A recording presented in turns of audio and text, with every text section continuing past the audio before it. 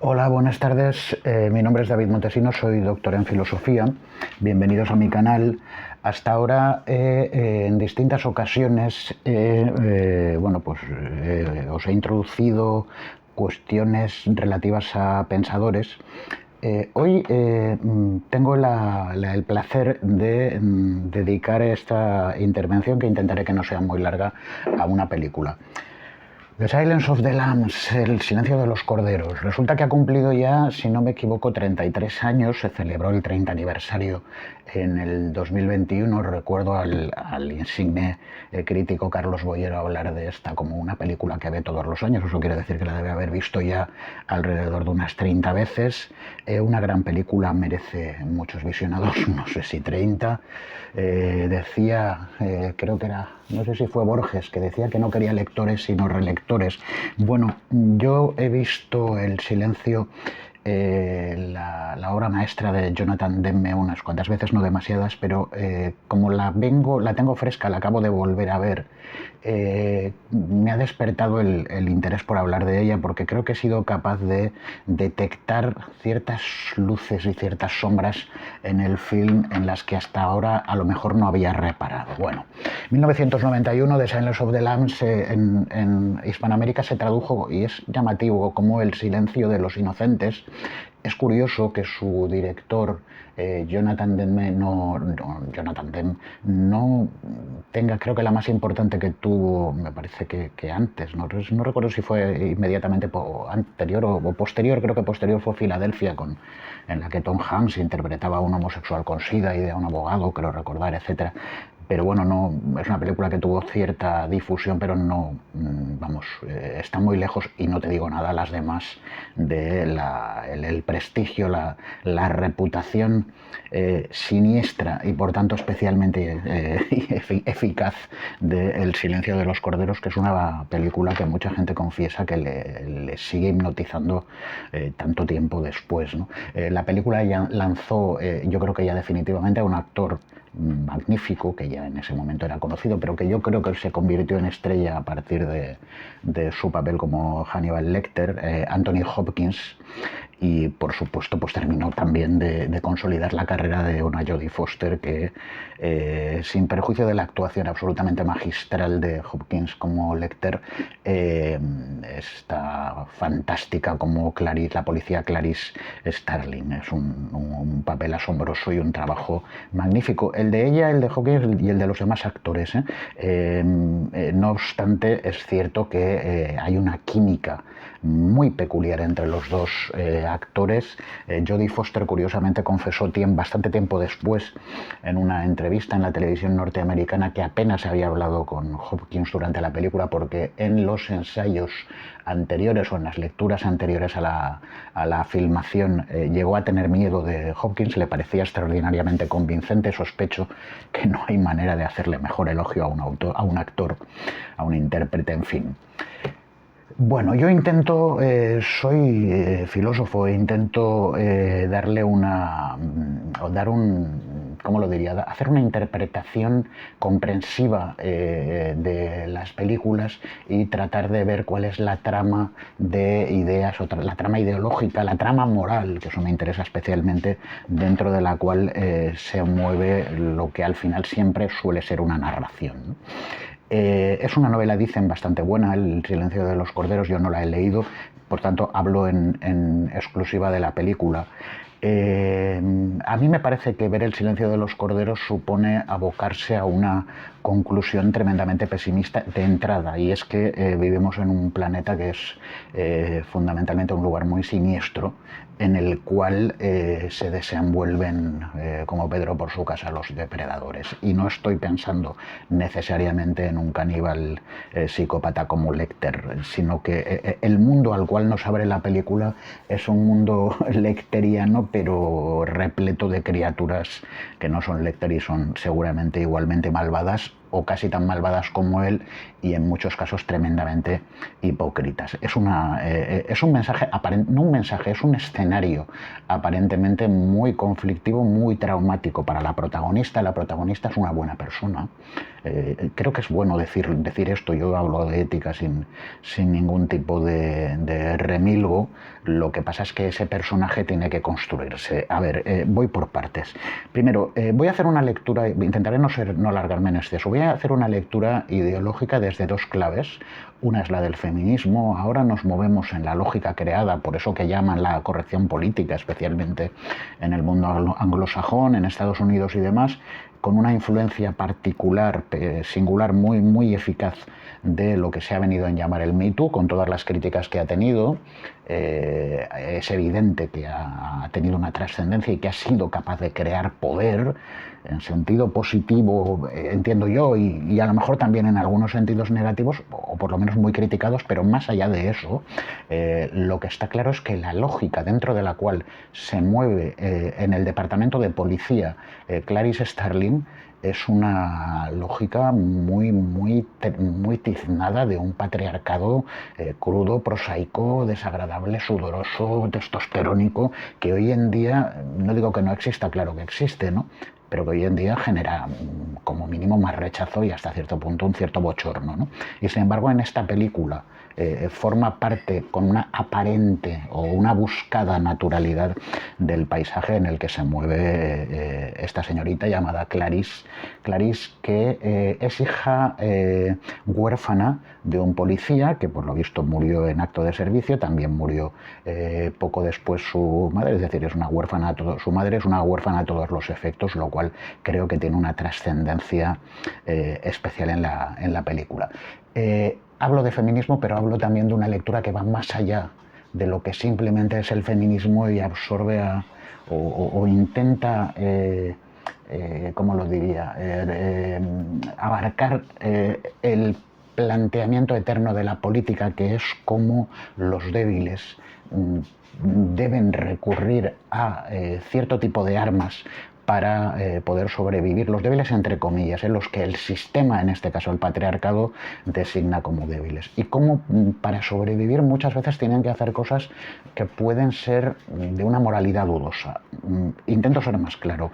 El débil pacta o se ve obligado en algún momento a pactar con el diablo para poder sobrevivir o para poder salir adelante y llevar a cabo sus ambiciones, ¿no? Ese para mí es un mensaje esencial de la película. Lo que pasa es que luego intentaré explicarlo un poquito mejor. Bueno, es absolutamente fundamental la figura de la mariposa. Sabéis, si os interesa El silencio de los corderos y conocéis toda la mitología que le rodea, parece ser no, es que la famosa mariposa que aparece con el trasfondo de la cara de Clarice, es decir, de Jodie Foster,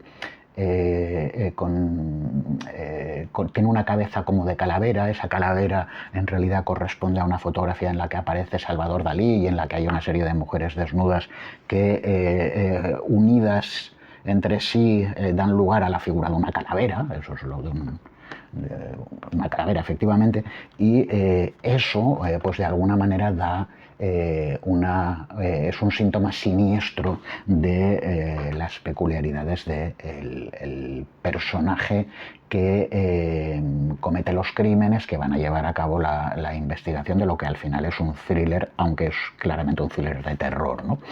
Es un thriller de terror, entre otras cosas, porque las figuras que aparecen son tremendamente monstruosas, ¿no?, o algunas de ellas.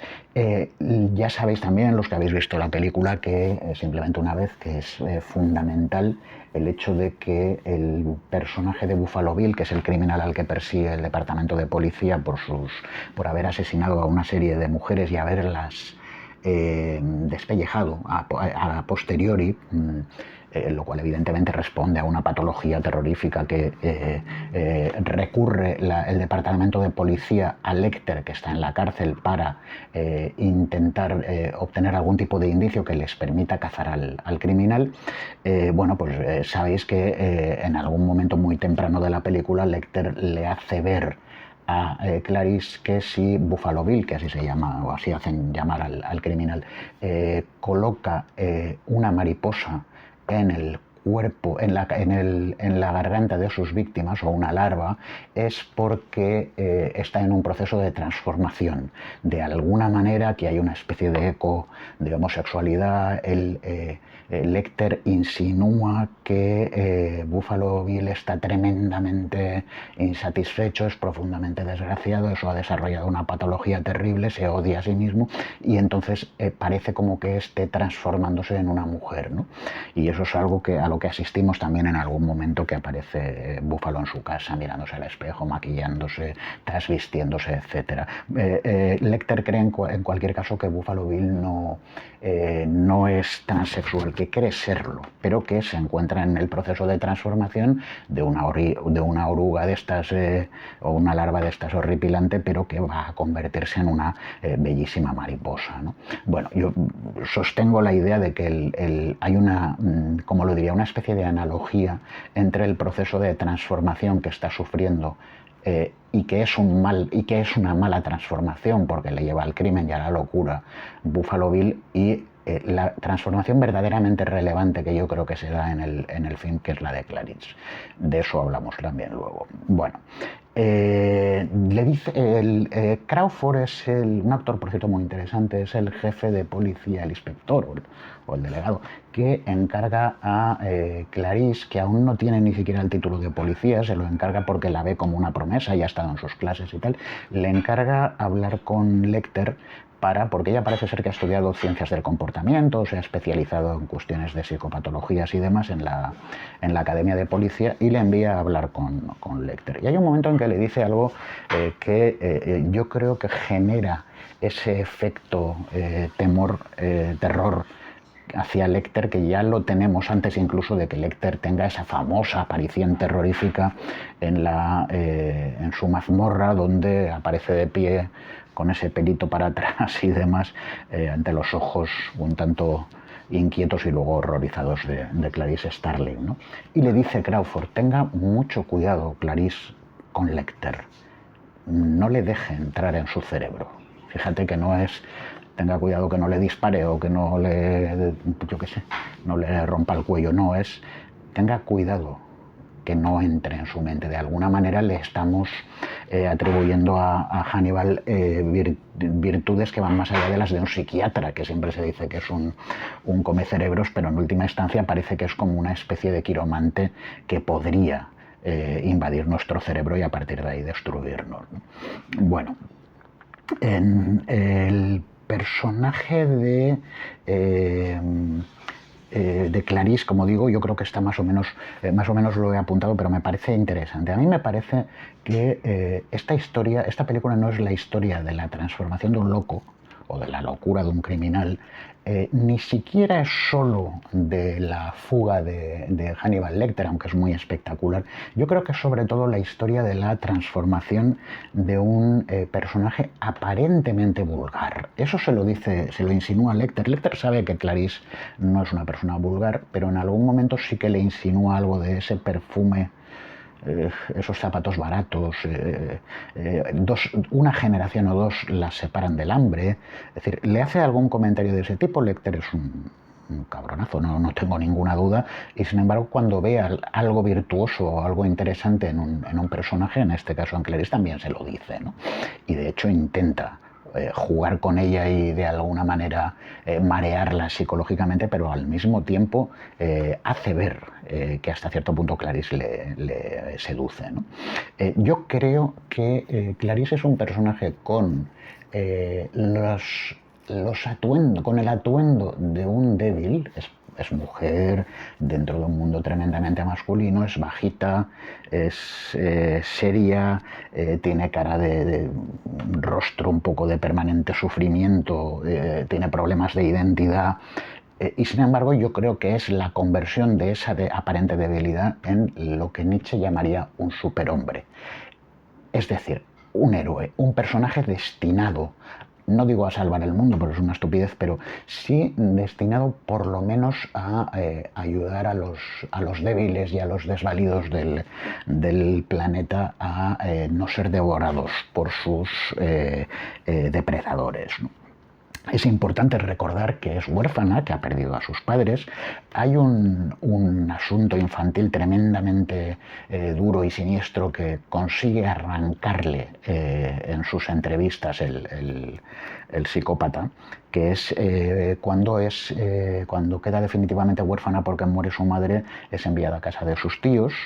Y Lecter le pregunta algo así muy perverso de si el tipo abusaba de ella y por eso ella huyó y tal, y al final resulta que en realidad huyó porque oyó los berridos los lamentos de los corderos del rebaño que había en el corral, y pensó que los iban a degollar ya, porque sabía que además eso iba a ocurrir, ¿no? Y entonces les abrió la puerta, vio que no salían y ella, desesperada, huyó con uno que cogió en brazos y al que no pudo sostener mucho rato, con lo cual fracasó en su intento de salvar a uno solo de esos corderos que sin duda alguna serían en breve reducidos al silencio de la muerte.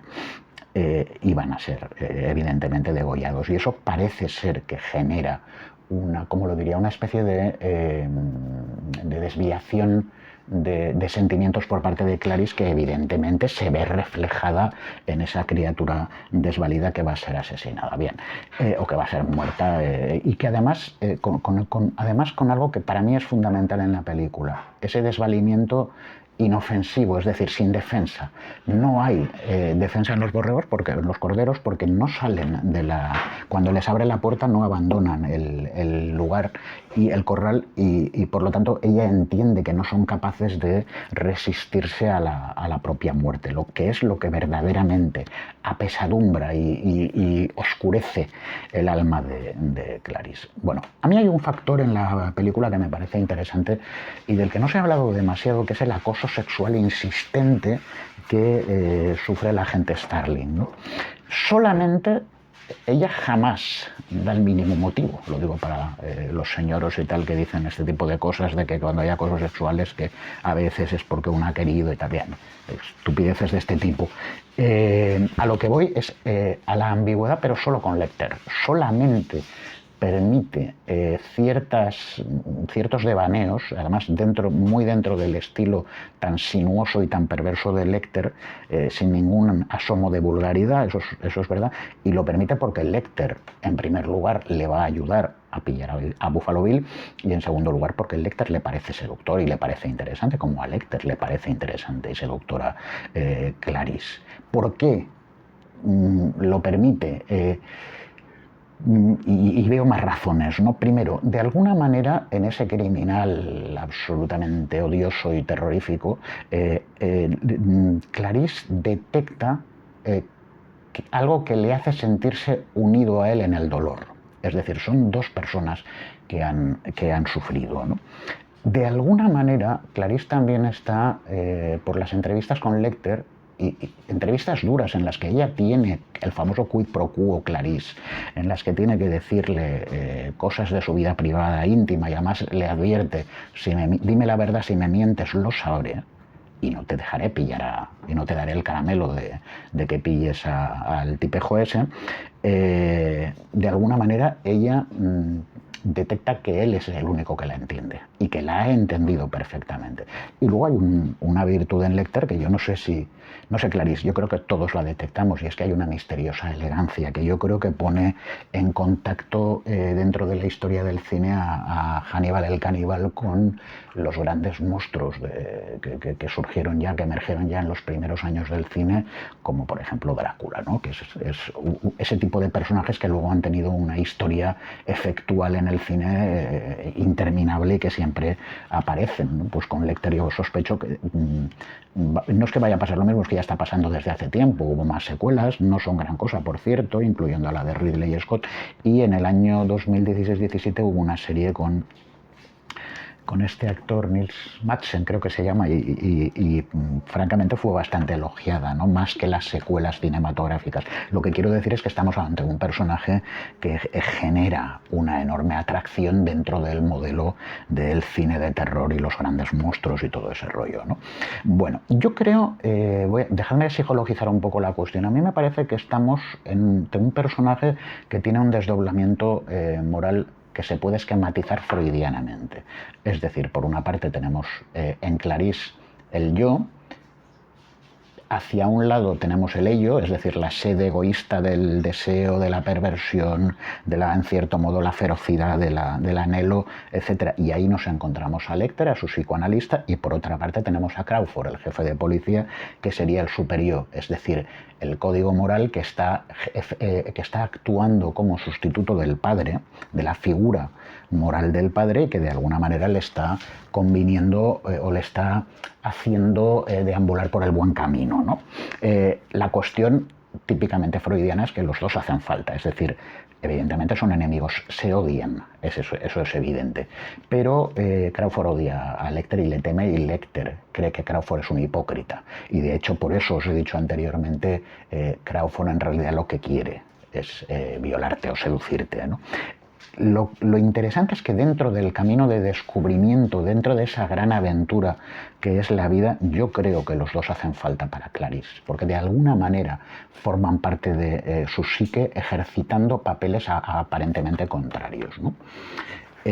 Bueno, respecto al tema de lo de los acosadores, que quería insistir un poco, y esto va a ser más que nada por ejemplificar, ¿no? Y por demostrar lo que digo, ¿no? Que insisto, creo que no se ha comentado suficientemente, pero hablando de acoso sexual. Bueno, primero, hay alguien, en algún momento hay quien, no recuerdo si es Crawford o incluso el propio Lecter, que le dicen, y esto ocurre más veces, que le dicen a lo largo de la película que a ti, Clarice, te hace falta divertirte, ¿no? Eso es un comentario como que estás muy seria y un poco estreñida y tal, y lo que deberías es pues dar un poco rienda suelta a las ganas juveniles de fiesta que sin duda ocultas, ¿no?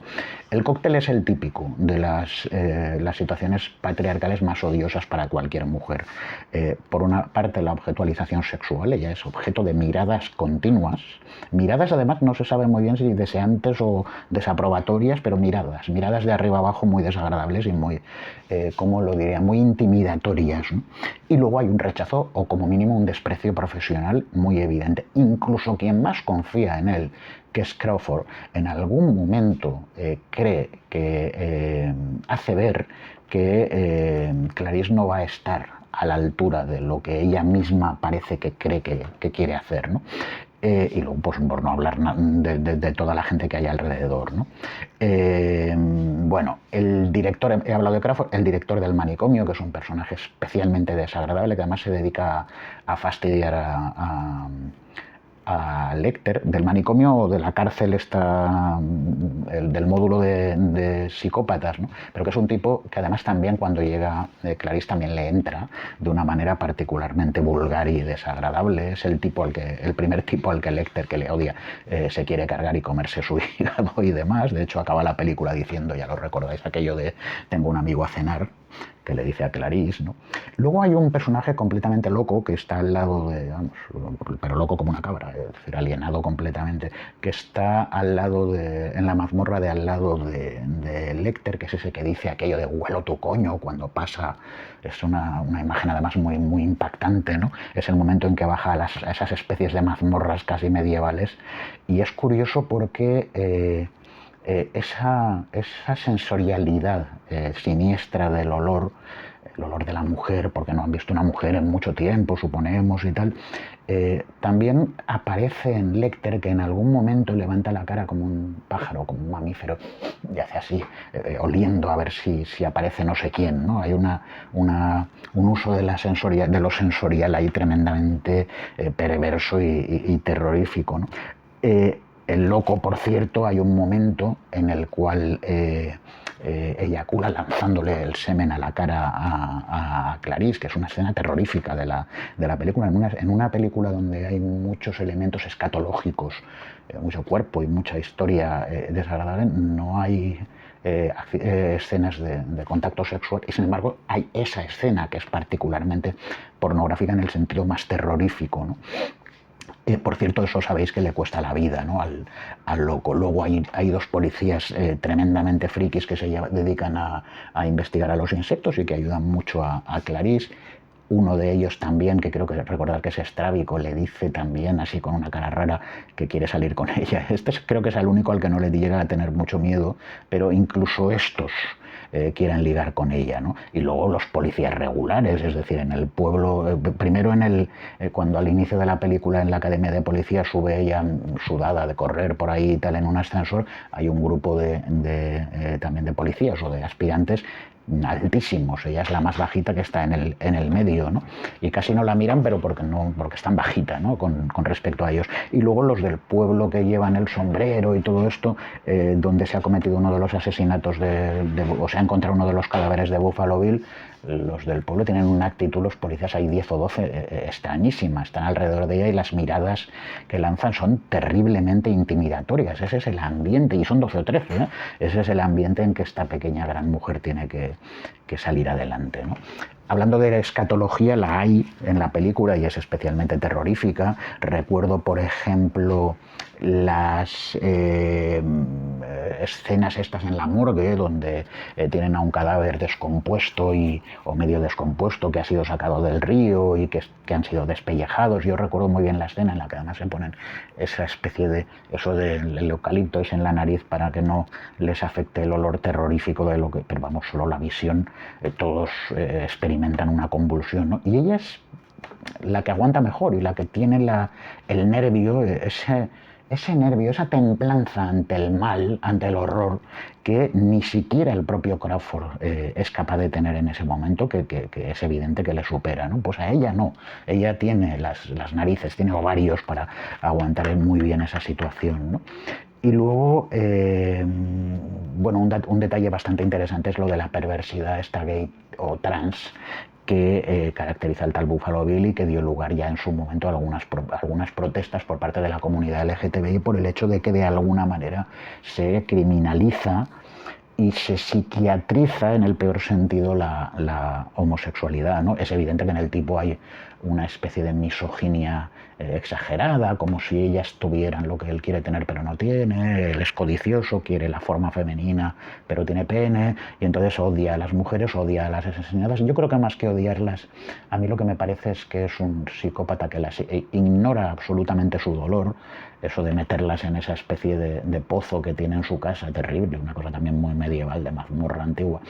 Me llama mucho la atención cuando la chica se pone a gritar porque está aterrorizada y se da cuenta que a lo mejor la van a matar, porque ya ha matado, ya hay restos de sangre y de uñas en el pozo. En ese momento que se pone a gritar aterrorizada, y él empieza también a gritar para burlarse. Bueno, ahí demuestra una inhumanidad absoluta. Bueno, sí que hay un momento que demuestra, es el único momento, creo yo, interesante de este personaje, que no es mucho más que un loco indeseable, que es cuando ella dice me duele porque creo que se ha roto algo o se ha hecho daño, y el tipo le dice ¿qué sabrás tú lo que es el dolor? ¿No? Ese es el único momento de una cierta mínima humanidad por el que pasamos, pero bueno, Lecter, que ha sido, parece, médico suyo o psiquiatra suyo, ya sabe perfectamente que el sujeto del que estamos hablando es terriblemente peligroso, ¿no? Lecter, Hannibal Lecter, historia del cine, me parece a mí, ¿no? Es difícil imaginárselo interpretado por otro, aunque creo que se lo ofrecieron a Sean Connery y uno quiere pensar que lo habría hecho muy bien, ¿no? En cualquier caso, yo no me voy a poner a elucubrar excesivamente sobre el tema del canibalismo. Ese es su síntoma, de igual manera que, bueno, pues el síntoma de Buffalo Bill es lo del despellejamiento, ¿no?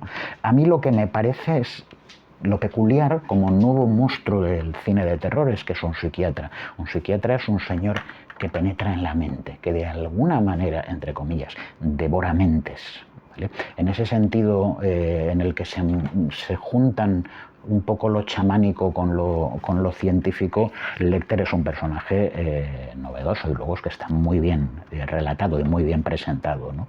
Las escenas son muy buenas, yo tengo que reconocerle un gran mérito a este director, ¿no? A mí me parece que se pueden establecer algunas referencias que en el mundo anglosajón, en la cultura anglosajona, son relevantes. Una de ellas en Norteamérica es fundamental, es el Mago de Oz, que yo me la encuentro muchísimas veces porque creo que todos los niños americanos, todos los americanos se educaron en la infancia en gran medida con ese relato, ¿no? A mí me parece que la búsqueda del mago se produce, que el mago que luego resulta ser falso, ¿no? Pero se produce básicamente porque estás buscando en él algo que perdiste. Eso es lo que le pasa a Dorothy en el Mago de Oz y es lo que le pasa a sus acompañantes. El espantapájaros que ha perdido el cerebro y quiere un cerebro, el hombre de lata que ha perdido el corazón y quiere que el mago le busque un corazón, y el león que ha perdido el valor y quiere que se lo devuelva, ¿no? ¿Qué quiere Clarisse? Pues a lo mejor está buscando en el Mago de Oz, que evidentemente está en la mazmorra y es el personaje de Anthony Hopkins, está buscando recomponer ese corazón que se le rompió, ¿no? Entiendo yo que se puede hacer esa interpretación. Otra figura muy característica es la de Alicia, que crea un escenario peculiar que es el del mundo al revés, ¿no? En el cual el mundo típicamente surreal, en el cual la lógica en la cual se nos ha educado, el orden que nos han dicho que es el moralmente aceptable, es dado la vuelta y entramos, eso, ¿sabéis? Lo de que la entrada en la madriguera de conejos famosa, yo creo que se puede asociar tranquilamente a la entrada en las mazmorras donde están los locos, que es literalmente la entrada en una madriguera oscura y siniestra donde de alguna manera todo es mágico, no maravilloso porque es siniestro, pero en cualquier caso es un mundo al revés. Bien, concluyo para no daros ya más para no alargarme más y no daros la lata. A mí la película me parece interesantísima. Insisto en cuestiones de tipo ideológico. Estamos, primero, ante una mujer en lucha por salir adelante dentro de un mundo patriarcal, ¿no? Ya no estamos no estamos en esta película en el año 91 cuando se edita y cuando se estrena en el mundo del Me Too. Ahora sí, pero en aquella época ciertas cosas que ahora generan controversia porque se condenan y hay quien dice que no se deben condenar, resulta que en aquel momento eran naturales, con lo cual ni siquiera eran objeto de controversia. En ese sentido, a mí me parece que la película plantea muy bien y tiene algo, ¿por qué no?, de alegato feminista. Segunda cuestión, yo creo que el débil, más que el débil, porque no es, Clarisse no es débil, pero aparece como débil dentro del mundo patriarcal, es un outsider.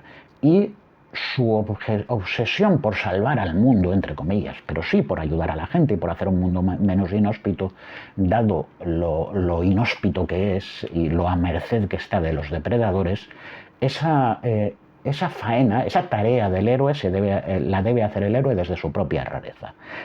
Y en este sentido yo creo que se puede enlazar muy bien con lo que dice la antropología respecto a la supervivencia del sapiens, entre otras especies seguramente mucho más fuertes y genéticamente más dotadas, ¿no? El sapiens es ese pequeño, pequeño animal que no tiene ni grandes colmillos, ni demasiada fuerza, ni vuela, ni siquiera tiene pelo, pero que a partir de su propia debilidad es capaz de diseñar modelos de supervivencia que le van a permitir competir y así convertirse de alguna manera en rey de la creación. Es decir, el sapiens es el mono que hace su fuerza a partir de la debilidad, ¿no? Y luego ya voy, en ese sentido, Clarisse creo que es identificable, ¿no? Y ya para acabar, de verdad, a mí me parece que hay un mensaje que puede fascinar a un interesado en la psicología, ¿no? Y que yo creo que es necesario, pero a mí me interesa como filósofo, es el problema de la identidad. ¿Quién soy? Y voy a ponerme un poco lacaniano, creo. Soy mis traumas, aquí sí que leo, soy los rechazos sufridos, mis pérdidas, de alguna manera soy mis duelos, soy incluso mis tensiones sexuales no resueltas. Lo que llamamos la subjetividad cuaja en el dolor del anhelo insatisfecho, en la furia que experimentamos por haber sido discriminados, en la muerte y la pérdida del padre cuya ausencia nos deja indefensos. Todo eso es la subjetividad. El sujeto no nace, y aquí es donde yo intento o reinterpretar el psicoanálisis de Lacan. Lo que llamamos el sujeto no nace en la unión de una serie de factores que nos van haciendo más fuertes, más sólidos, y que son, por así decirlo, pura positividad, triunfo, el éxito, el aprendizaje de cosas que no teníamos, sino que más bien la subjetividad nace en la fractura, en la pérdida, en el dolor, en aquel momento de duelo por algo que perdemos y no recuperamos. Yo creo que Clarice Sterling podría equipararse al superhombre, no sé si al de Nietzsche. Esto habría que discutirlo, ¿no? Pero yo hablo de eso en un sentido como mínimo inspirado en el autor de Zaratustra. Es decir, a mí me parece que aquí se está produciendo la transformación en héroe de un personaje aparentemente débil que por encima de todo se ha construido desde una subjetividad dañada.